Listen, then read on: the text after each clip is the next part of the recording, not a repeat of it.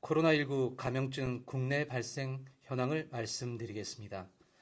12월 7일 기준으로 국내 발생 신규 확진자는 580명이 확인되었고 해외 유입 사례는 35명이 확인되어 현재까지 총 누적 확진자 수는 38,161명입니다.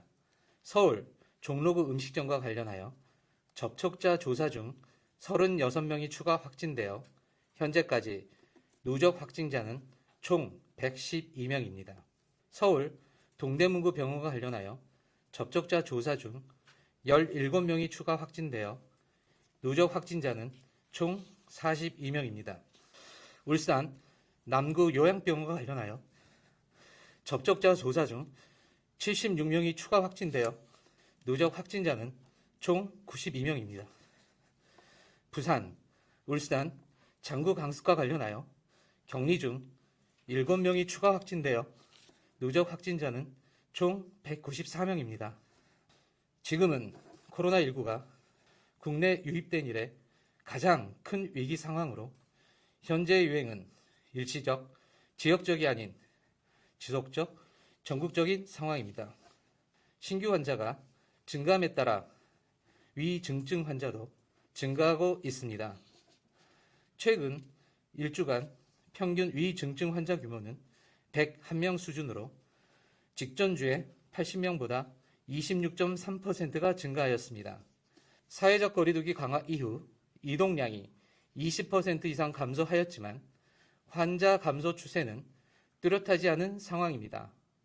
특히 수도권 유행 양상은 본격적인 대유행 단계로 진입했다는 분석이며 이에 따라 내일부터 수도권은 사회활동을 엄중 제한하는 거리두기 2.5단계 조치를 적용하게 되었습니다. 현재 상황은 대유행 진입 단계입니다. 대유행 진입 시 가장 큰 문제점은 병상 확보, 특히 중환자실의 확보입니다. 대유행으로 인해 의료 시스템이 마비되지 않도록 보호하며 이를 유지하는 것이 가장 핵심적인 전략 목표로서 모든 노력을 다해 해결해 나가도록 하겠습니다. 현재 추진되고 있는 개선 전략은 3가지입니다. 첫째, 역학조사 역량을 보다 개선토록 하겠습니다. 환자 증가에 따라 감염 경로가 확인되지 않는 사례가 늘고 있어 상황 개선을 위해 단기적으로는 역학조사를 지원할 수 있는 지원 인력을 투입하여 대응하고 장기적으로는 충분한 역량을 갖춘 역학조사 요원을 보다 적극적으로 확보토록 하겠습니다. 둘째, 검사 능력을 획기적으로 확대하고자 합니다. 그간 검사 확대의 가장 큰 걸림돌은 검사 장비나 시약 부족이 아니라 검체 채취의 어려움이었습니다. 이 문제 극복을 위해 질병관리청은 9월부터 일선 의료기관에서 간편하게 검사를 받을 수 있는 타액 검사법을 검증하여 왔으며 매우 높은 정확도를 확인하여 완성 단계에 이르게 되었습니다. 다음 주부터 이를 순차 보급하여 편리하게 검사를 받을 수 있도록 하겠습니다. 또한 의료 현장에서 검사 결과 즉시 확인 가능한 항원 검사를 적극 도입토록 하겠습니다.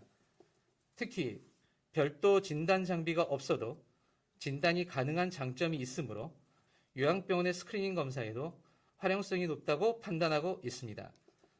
셋째는 격리병상의 효율적 사용을 위한 확진자 격리 해제 기준 조정입니다.